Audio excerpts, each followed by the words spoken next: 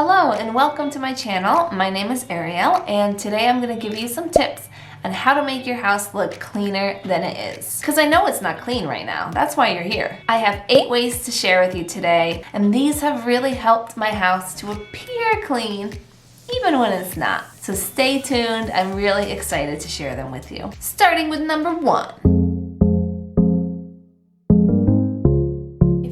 Any open shelving units, it can look pretty messy. Everyone can see all of your stuff kind of there out in the open, and sometimes it's an eyesore. It's like the same way it looks when you keep a cabinet door open, or the same way it looks when somebody doesn't take out the garbage.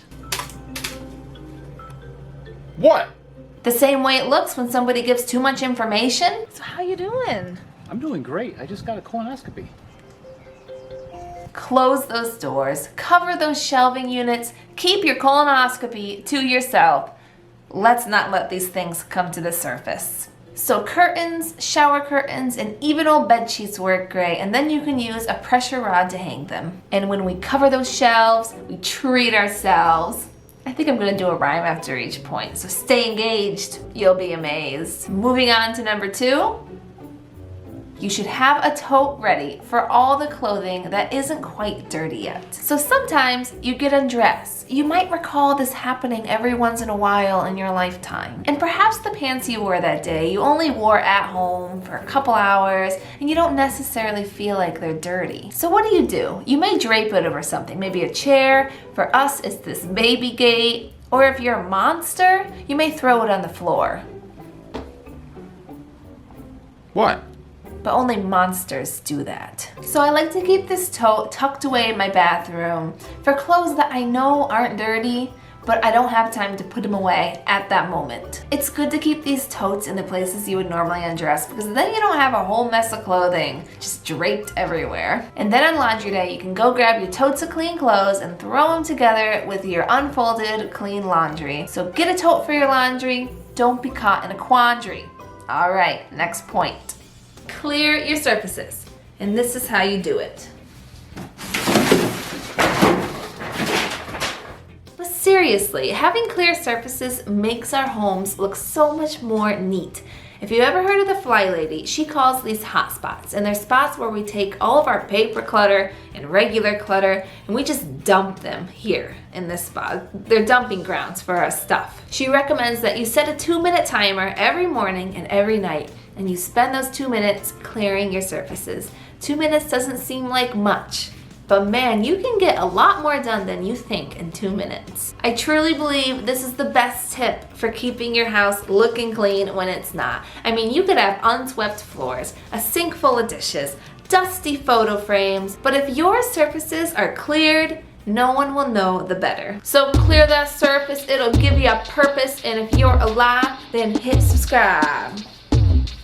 I like to sit with the piano behind me because it makes me feel like Christina Aguilera, you know? Just something about me. People compare me to her. I can tell you why. Listen to me, okay? Bigger is not always better. I repeat, will the real Slim Shady admit bigger is not always better? I used to have this very large dish drainer that took up this whole space, and I used to stack them all the way to the ceiling in a very intense game of dish Jenga.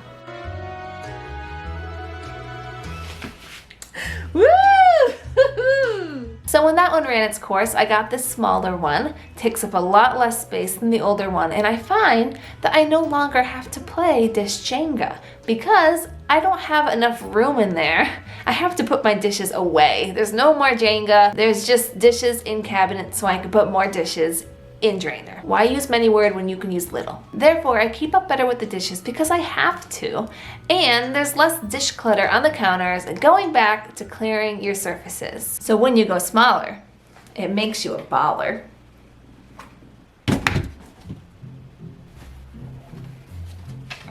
If you own shoes or know somebody who owns shoes, then this tip is for you. Shoe shelves can look quite messy and get out of control. And who wants to put your shoes in your closet when you're constantly having to go in and out of there to pull them out? So I have a shoe rack for the closet. For all the shoes that I don't really wear on a regular basis, I tuck them away in there. And then I bought this shoe rack on Amazon, which I really love because it only cost me $20 and it comes with 8 tiers. Now I don't use all the 8 tiers for my main space. I only use 3, and I like it too because it's skinny, so it's not like cluttering up my space at all, and it makes everything just look really neat and nice. So I put the shoes that we wear every day on this rack. No sense in having shoes that we don't wear daily out in the open, making our space look messy. You know what I'm saying? Then I put the rest of the tiers that it comes with in my closet, and I use it as closet storage, but you could also use it as more shoe storage. But it's a great buy at a good price. So if you got shoes, you got no excuse. Drop the mic. So, has this ever happened? Darn it, I did it again. Yeah, I think maybe you can relate. If this has ever happened to you, then comment down below. You tripping? I found the perfect way to keep your cat food and water nicely tucked away so that never happens again. All you need is a 2-tiered end table. And then you can pretty up the top with house decor, you can make it beautiful for your guests, and then in the bottom, you can hide the food and it looks so much cleaner this way and there's no danger of anybody tripping over it. So if you got cat food, don't be tripping with your shoe. Alright, number 7, reduce your inventory. Sometimes our house is really hard to keep clean because we simply have too much stuff and nowhere to put it. You may just need to take a day and go through your stuff and honestly ask yourself, how much of this stuff do I really need? For example, do I really need this label maker? It's not like it's a necessity. Actually, scratch that. I think I'm gonna keep this bad example. But really, do I need this cheesy kitchen sign? Ridiculous. I don't need this. This can go. I can't do this. Number 8, storage bins always make your home look cleaner. I put them everywhere because they take large and small amounts of clutter and immediately make it look neat. Like right here. This area used to look like this, and then I decided, why not get more bins? Because you know how kid toys are. They're always very colorful, never neutral, and they can just kind of look messy. So I added some beige totes, and that looks so much better. And you don't have to spend a fortune. Even the Dollar Tree sells fabric bins for only $1. So if you put it in a bin, the clutter stays within and you win. So there are my tips to make your home look cleaner than it is. If you got something out of this video, then hit the like button down below, and I hope you'll stick around for more. Do it.